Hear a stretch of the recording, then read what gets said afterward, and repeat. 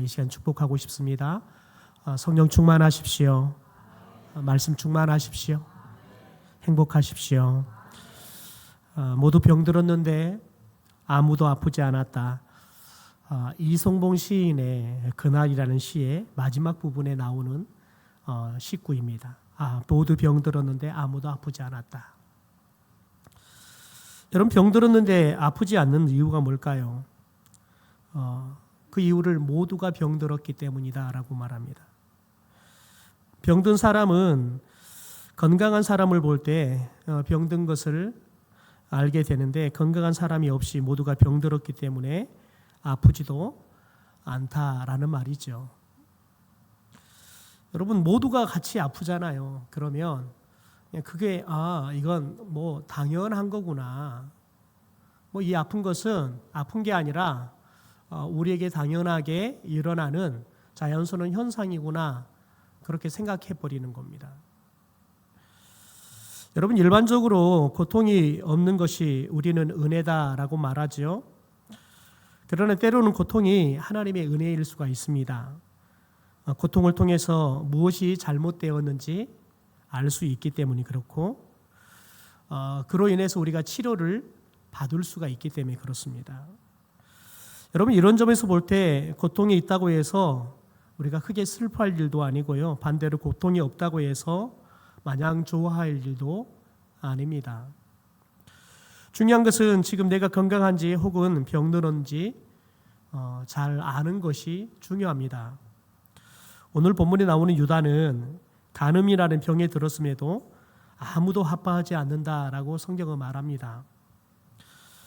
그들이 병들었음에도 아프지 않는 이유가 뭐냐? 첫째는 모두가 병들었기 때문이라는 겁니다. 10절 볼까요? 이 땅에 간음하는 자가 가득하도다.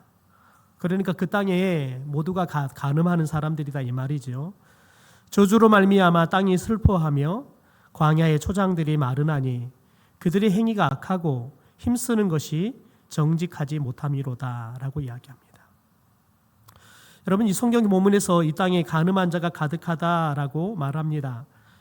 말씀에서 간음은 남녀 간의 부적절한 성적인 여러분 죄를 의미하기도 합니다. 실제 그들이 섬겼던 우상 숭배는 그런 성적인 섬김을 통해서 우상을 섬기는 방식 중에 한 가지가 있었으니까요. 또 오늘날 타락하면 반드시 사람들은 성적으로 타락하게 되어 있습니다. 그게 성경에 나와 있는 노아의 홍수도 소돔과 고모라 시대에도 여러분 꼭 나타나는 현상 중에 하나였으니까요. 그런데 그보다 더 중요한 건 뭐냐면 우상 숭배의 행위 그 자체를 말하는 겁니다. 원래 우리는 하나님만을 섬겨야 되는데 하나님 외에 다른 우상을 섬김으로 영적 간음에 빠졌다라는 것을 지금 이야기하는 겁니다. 이처럼 대부분의 유다 사람들은 현재 하나님 앞에서 간음과도 같은 우상 숭배를 행함으로 큰 병에 걸려서 하나님의 저주가 임하고 있는데, 오히려 그들은 그것을 재해의 병으로 여기지 않았다는 겁니다. 여러분, 그러기에 아무도 아프지 않다고 여기기 때문에 여러분, 그들이 이 병을 고칠 생각도 하지 않습니다. 그로 인해서 그 땅 가운데 저주가 임합니다.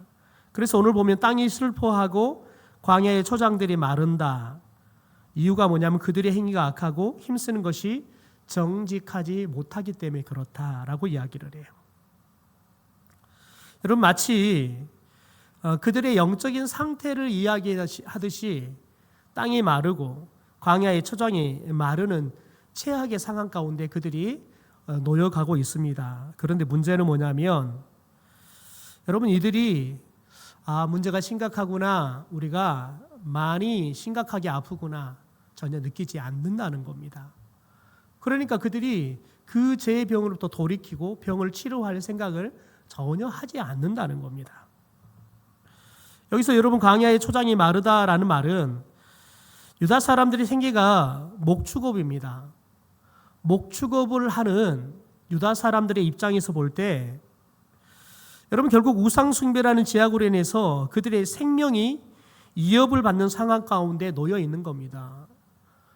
그들은 목축업인데 양떼를 먹일 풀이 없어져 가는 겁니다. 그러면 그 양떼들은 곧 말라 다 죽습니다. 그러면 결국 그들이 생계가 없어져 버리는 겁니다. 그런데 여기에서 더 큰 문제는 뭐냐면 제약에 대해서 병들을 깨닫고 유다 사람들을 하나님께 인도해야 할 선지자들과 제사장들마저 간음이라는 우상 숭배에 빠져 있다는 겁니다.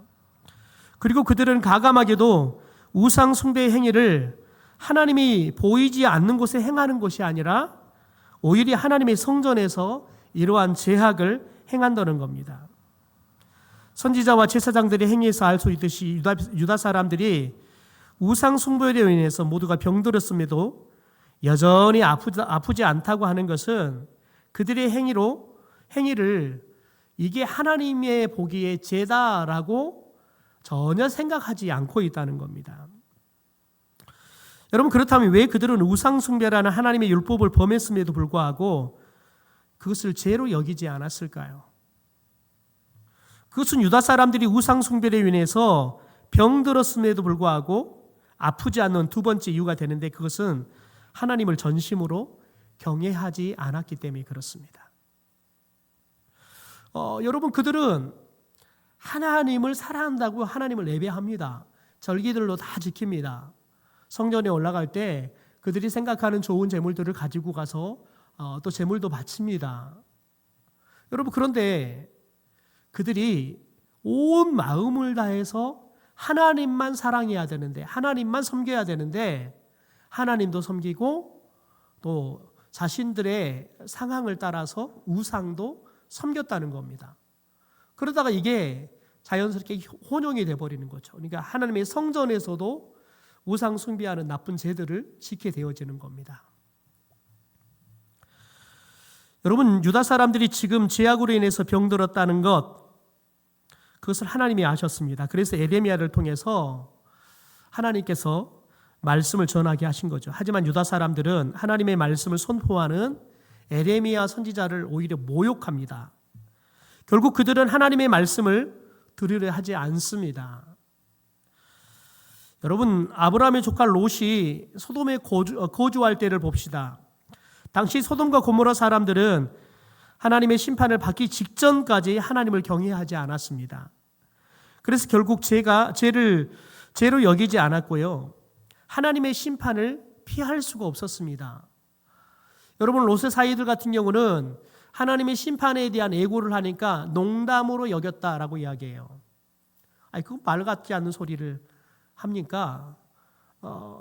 자신의 여러분 장인어른의 이야기를 농담으로 여겼대요. 여러분, 장인어른이 사이들한테 농담할 사람이 어디 있습니까? 여러분, 그런데 그만큼 자신들이 죄를 짓고 살아가고 있는데 그게 죄라고 전혀 생각하지 않았던 거예요. 그러니까 하나님의 심판이 임한다는 것을 상상조차 할 수 없었다는 겁니다. 그래서 그걸 농담으로 여긴 거지요.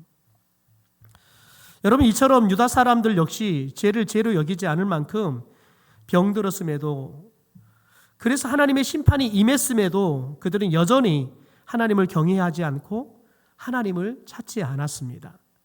결국 하나님께서는 이러한 유다 사람들에게 죄악에 대해서 알게 하시고자 지금 건강한 것이 아니라 병들었음을 알게 하고자 하나님의 방법대로 심판하기로 하신 겁니다. 무엇보다 하나님의 말씀이 아닌 거짓 예언으로 유다 사람들이 병들었다라는 것을 여러분 말을 하는 이 선지자들에게 쑥을 먹이고 독한 물을 마시게 하겠다라고 하나님께서는 말씀합니다. 15절에 보십시오. 그러므로 만군의 여호와께서 선지자에 대하여 이와 같이 말씀하시니라. 보라, 내가 그들에게 쑥을 먹이며 독한 물을 마시게 하리니 이는 사악이 예루살렘 선지자들로부터 나와서 온 땅에 퍼짐이라. 그러니까 지금 이들이 어떻게 사악하게 되었느냐?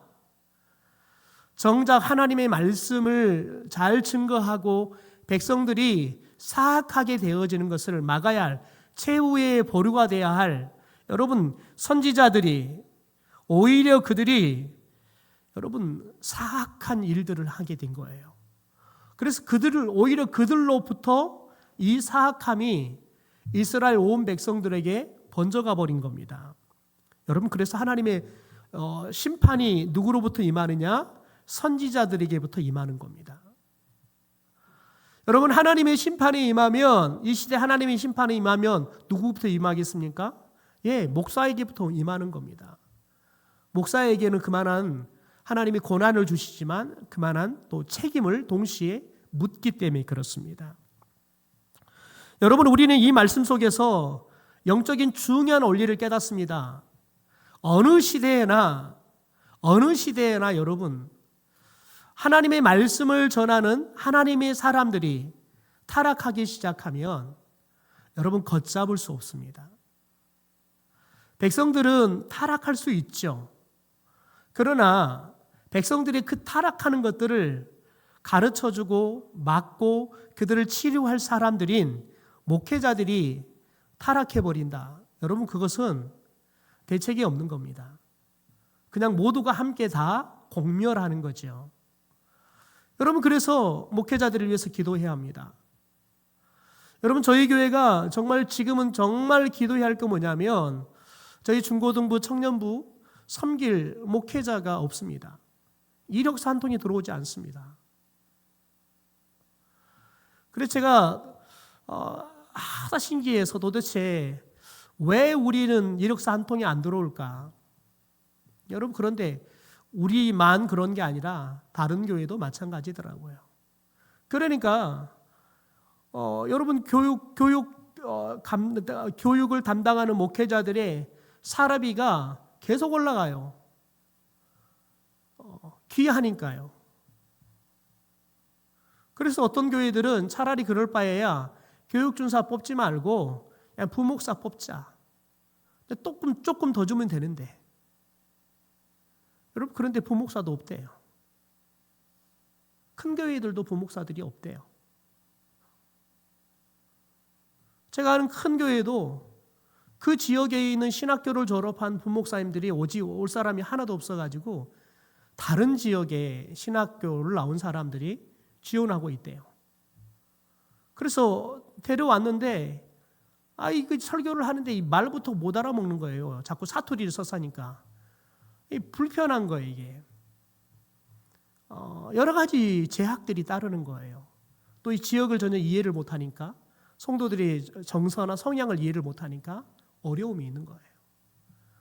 그러다 보니까 성도들이 불안한 거예요. 목회자들이 불안해요. 목회자들이 오면 영적으로 안정적이어서 저 목사님에게 가서 내가 영적인 케어를 받으면 힘이 되겠구나라는 안정감들이 있어야 되는데 그게 없는 거예요.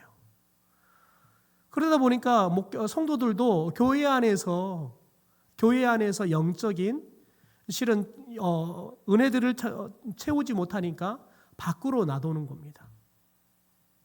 여러분, 그래서 제일 많이 가는 게 기도원입니다. 그러다가 또 이단에 빠지는 거죠.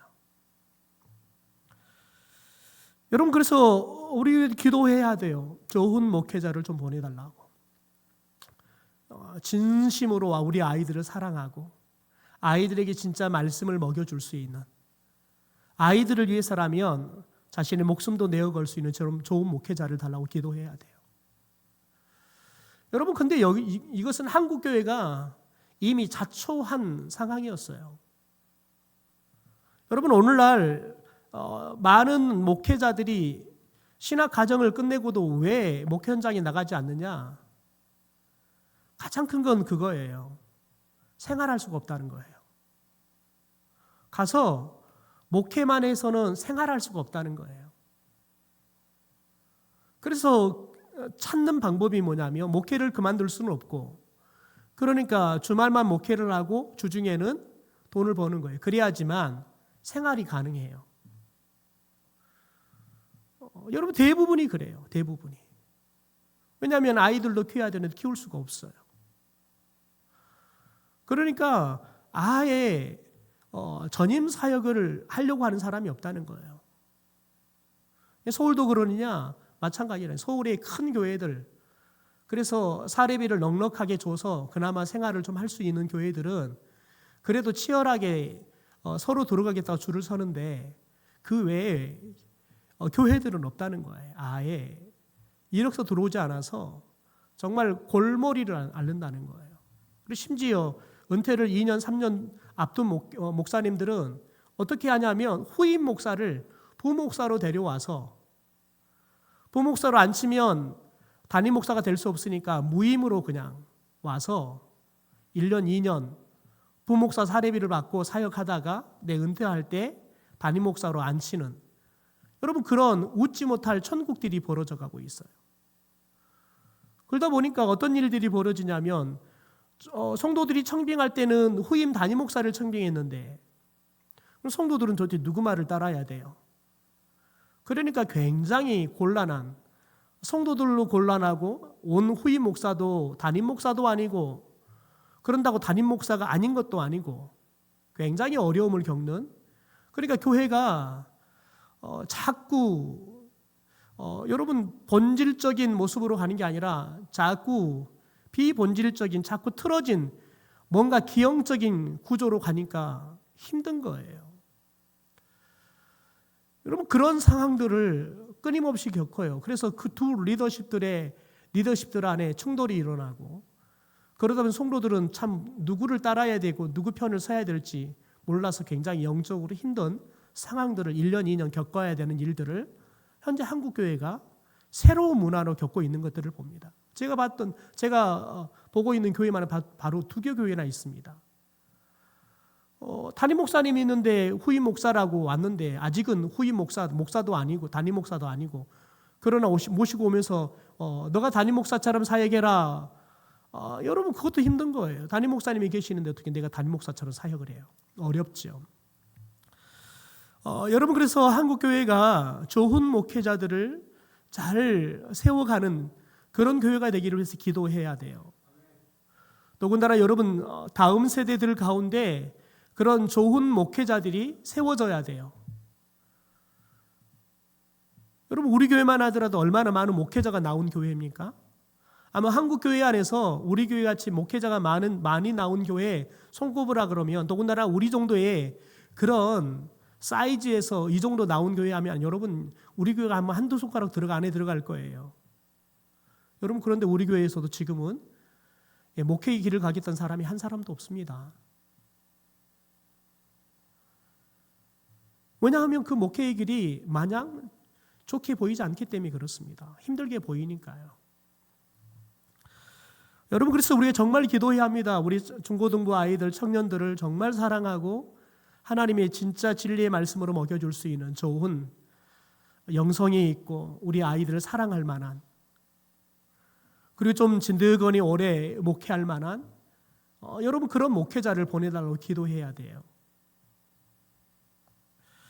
여러분 그러지 않으면 고스란히 그 영적인 피해는 우리 아이들에게 미칠 수밖에 없기 때문에 그렇습니다. 여러분 오늘 하나님께서는 정작 정말 백성들이 타락하는 그 길들을 막아서 최후의 보류가 되어서 이 백성들을 의로운 길로 인도해야 할 예루살렘의 선지자들이 오히려 사악함을 퍼뜨리는 그런 사악함의 진원지가 되어버렸다라고 이야기하고 있습니다. 그래서 하나님께서는 오늘 이런 이스라엘 백성들을 돌아오기 위해서 선택한 게 뭐냐면 심판을 내리겠다는 겁니다. 여러분 그런데 이런 하나님의 심판에 우리가 좀 집중해야 할 게 있습니다. 하나님의 심판은 지금 당장은 멸망으로 보여요. 그러나 실상은 이스라엘을 회복시키는 하나님의 새로운 시작이에요. 이스라엘 백성들을 죽음의 여러분 자리에서 새 생명의 자리로 나아가게 하시는 하나님의 새로운 길을 내는 작업이에요. 하나님께서는 죄악으로 병든 유다 사람들을 단지 멸망하기 위해서 심판하겠다고 하시는 것이 아니라는 겁니다.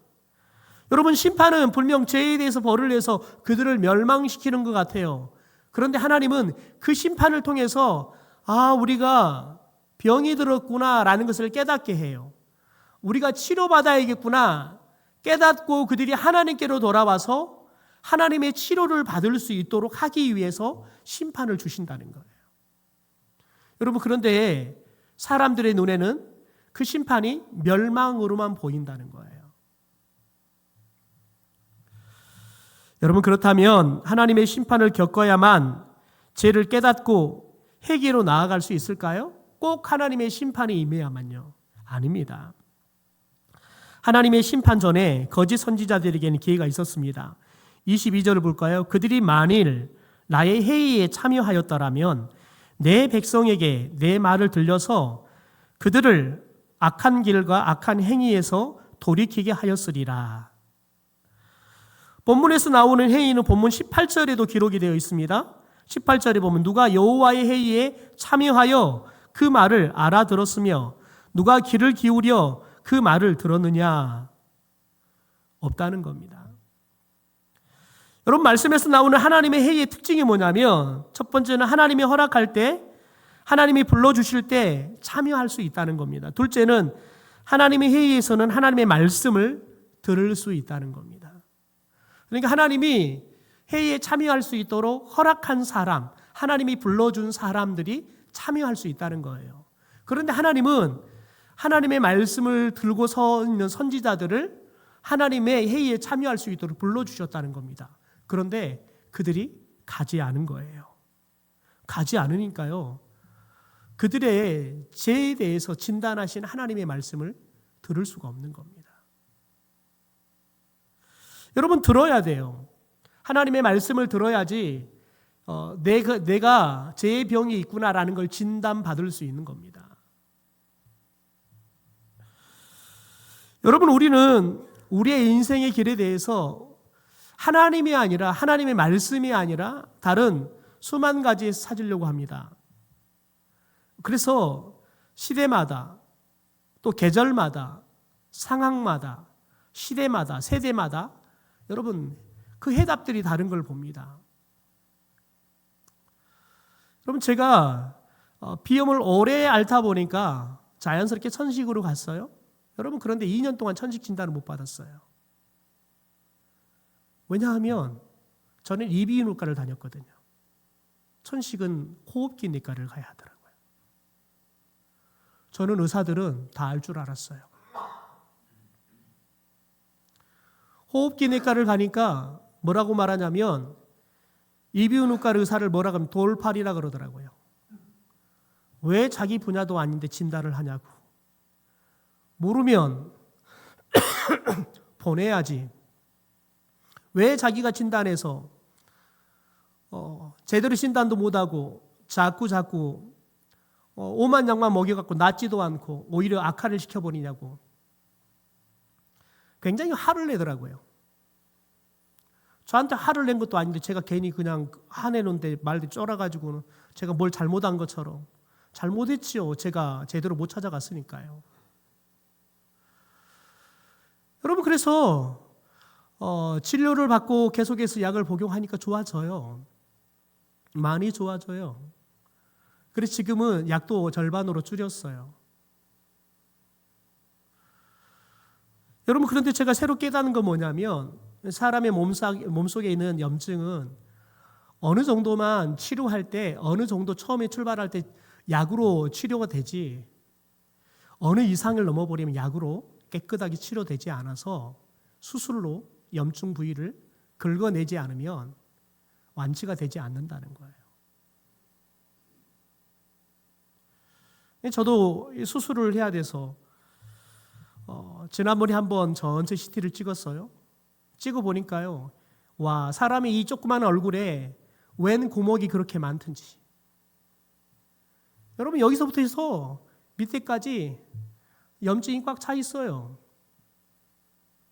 그래 다 긁어내야 한다는 거예요. 상당히 부위가 넓다고, 시간이 꽤 걸리겠다고. 그래서 아마 10월 중에 제가 수술을 해야 될 것 같아요. 여러분, 그런데 이걸 처음에 정확하게 진단하고 정확하게 치료를 깨끗하게 해버리면 되는데, 그냥 의사도 가볍게 생각하고 환자도 가볍게 생각하는 거죠. 왜냐하면 저도 그냥 비오면 대부분 일상적으로 대부분 계절마다 오고 하잖아요. 가볍게 생각하는 거예요. 더군다나 저와 여러분이 알고 있는 거, 비염은 완치가 없고, 이게 계속의 고질적으로 5년이 오면 또 계속 하고 온다는 거죠. 그러니까 증상만 사라지면 됐다 생각하는 거죠. 여러분, 그런데 문제는 뭐냐면 이게 부비동염으로 가서 다 염증이 생겨서 쌓이고 쌓이는 거예요. 그런데 이걸 놔둬버리잖아요. 그러면 뇌로 가서 사람이 죽는다는 거예요. 그러면 뼈를 녹여버리더라고요. 두려운 거예요. 무서운 거예요. 여러분, 거짓 선지자들이 하나님의 말씀을 여러분 그들이 일찍 듣고 하나님 앞에 나아갔다 그러면 여러분 그들이 자기들이 이 사악함을 온 땅에 퍼뜨린 일을 하지 않았을 겁니다. 여러분, 그런데 하나님의 말씀을 가볍게 여겨버린 거예요. 왜요? 자신들의 죄들을 가볍게 여긴 거예요. 뭐 이 정도는 뭐 다 짓는 거 아니야? 뭐 시대가 뭐 이 정도는 뭐 죄도 아니지. 우리 너무 가볍게 여겨버리면 하나님의 말씀을 듣지 않습니다. 더군다나 하나님이 말을 하잖아요. 그러면 그건 나와 상관없는 말이라고 생각해 버리는 거예요. 여러분, 그러면 저와 여러분이 서서히 죽어가는 거예요. 근데 모르는 거예요. 여러분, 저와 여러분이 특별히 이 눈이라는 것은 노안이 찾아오잖아요. 여러분, 그런데 노안을 막을 수 있는 유일한 방법은 운동이래요. 열심히 운동을 해줘야지 여러분 이 눈도 알력이 생긴대요. 이렇게 그 눈에도 근육들이 생겨서 퇴행이 늦어져야 한대요. 그래서 아침마다 일어나면 눈알을 돌리고 운동을 해달라는 거예요. 그래서 이 노화를 막으라는 거예요. 그것도 안 되면 약을 먹어서라도 노화를 조금 늦춰라는 거예요. 여러분, 그런데 우리가 왜 눈을 노화가 오는 것을 그냥 방치해 둡니까? 갑자기 노화가 오는 게 아니니까요. 서서히 오거든요. 느끼지 못하게 해요. 더군다나 여러분, 제가 나이를 이제 50 넘어가 보니까 우리 어르신들이 이래서 자기가 늙은지를 모르구나. 여러분, 그러니까 80이 돼도 여전히 일을 보면 그냥 40대, 50대처럼 달라들어 일을 해요. 왜냐하면 내가 나이 그렇게 먹었다는 생각을 별로 못 하거든요. 여러분, 거울을 봐도 여러분이 늙었다 생각이 들던가요? 아니에요. 여러분, 내 거울을 보면 그렇게 잘생겨 보여요. 훨씬 20대, 30대보다 더 잘생겨 보인단 말이에요. 왜요? 매일매일 보니까 늙은 줄을 몰라요. 여러분, 그런데 딸하고 같이 거울을 봐보세요. 와, 내가 늙었구나. 느껴요. 여러분, 거짓 선지자들이 하나님의 회의에 가서 하나님의 말씀을 들었으면 그들이 그들의 죄에 대해서 깨닫고 돌이켰을 거예요. 그런데 회의를 가지 않았다는 거예요. 여러분, 그렇다면 오늘 말씀 속에서 말하는 하나님의 회의는 무엇일까요? 하나님의 회의가 열리는 곳은 어디일까요? 하나님이 불러주신 곳입니다. 하나님이 말씀이 선포되어지는 곳입니다. 어디입니까? 교회입니다. 그러므로 성도 여러분, 하나님의 부르심에 응답함으로 교회에 나와 하나님의 말씀을 듣고 말씀을 들을 때마다 이 말씀을 통해서 내가 지금 건강한지 건강하지 않는지 진단하셔야 합니다. 여러분, 혹시 여러분이 말씀을 듣는데 말씀이 하나도 안 들리나요? 건강하지 않는 거예요. 말씀을 듣는데 지루하시나요? 건강하지 않는 거예요. 여러분, 제가 병원을 가면서 느낀 거 뭐냐면 병원에 가보면 여러분 예보에서 오는 환자가 있고요. 입원해 있는 환자들이 치료받으러 와요. 여러분, 그런데 입원해 있는 환자들이 짜증을 잘 내요. 조금도 못 기다려요. 그리고 화를 내요.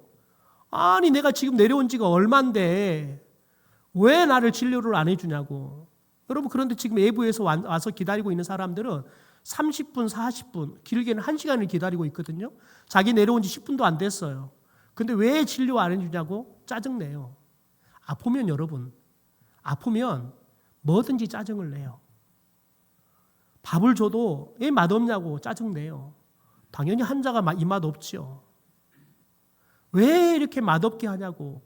여러분 병원 음식은 적당한 염도 다 그걸 지키기 때문에 맛이 있을 수가 없어요. 그게 당연해요.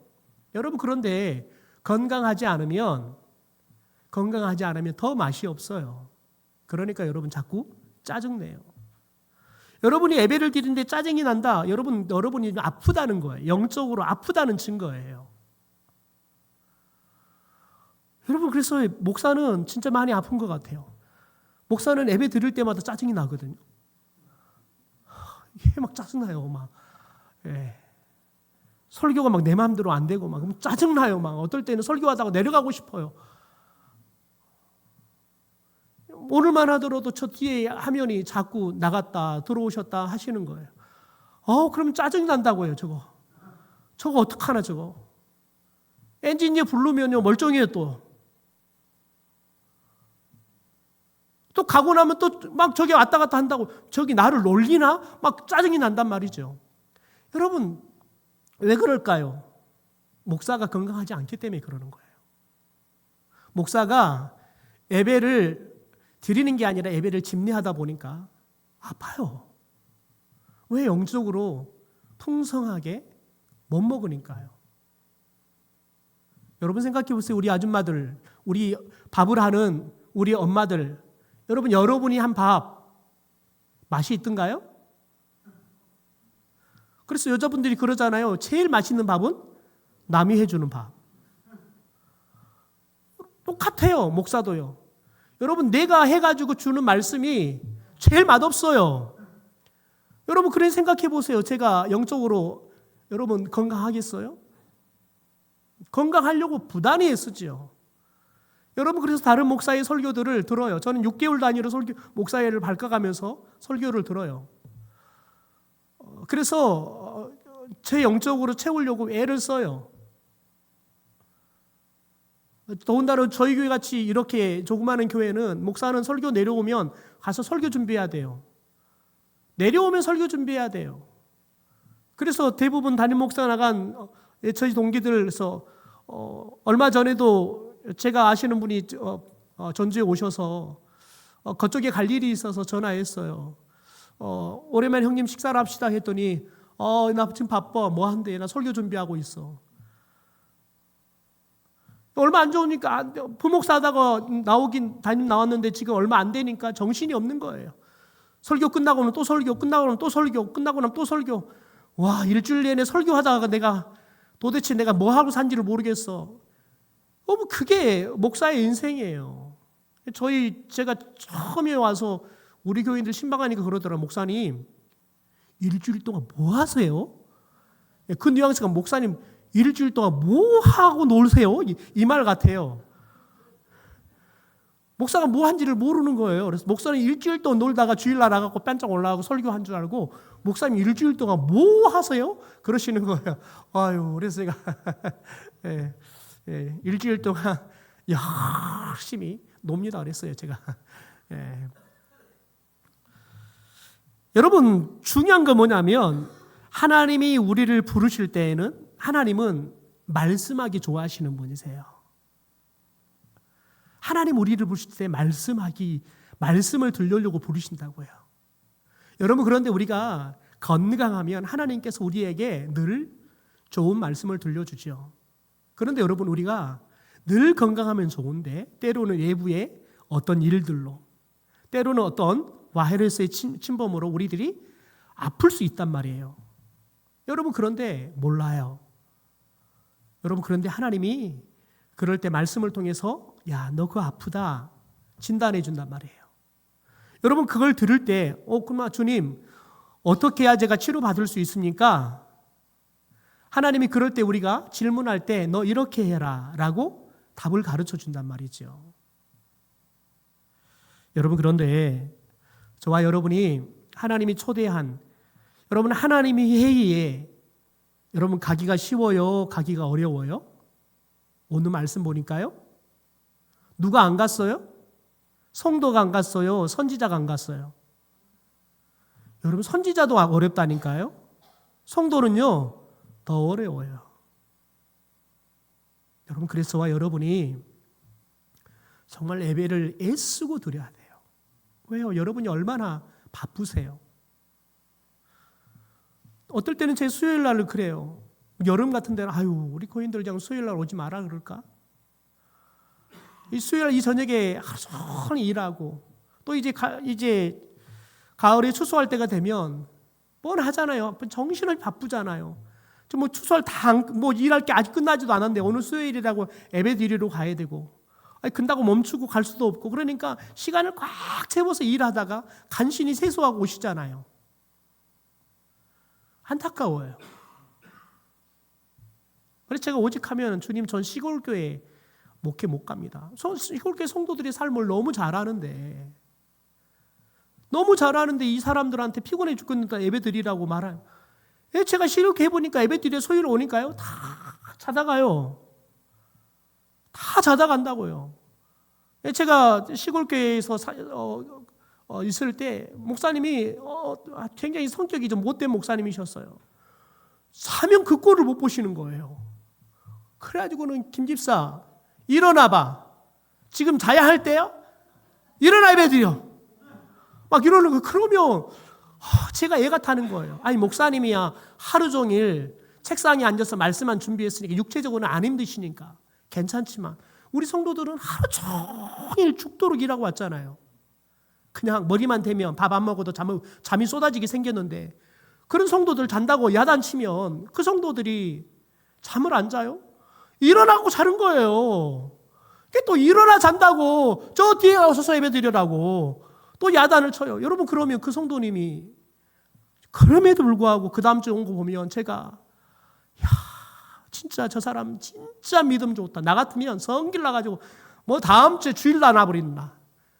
여러분 그런데 그 다음 주 또 와요. 또 와고 또 졸아요. 졸다가 안 걸리면 좋겠는데 나 같으면 좀 등치 큰 사람 뒤에 앉아가지고 숨어서 예배 드리면 되겠는데 근데 또 그분은 또 은혜 받아야 된다고 또 앞에 앉아갖고 있네요. 여러분 저와 여러분이 살아가는 게 예배 드리기에 최상의 환경이 아니잖아요. 예배 드리기에 말씀을 듣기에 최악의 환경을 산다고요. 여러분 그래서 우리가 예배 드리는데 목숨을 걸어야 되는 거예요. 여러분 예배 드리는데 목숨을 걸어야 한다고 우리 김인삭 전사 여러분 지금도 갖고 자고 있대요.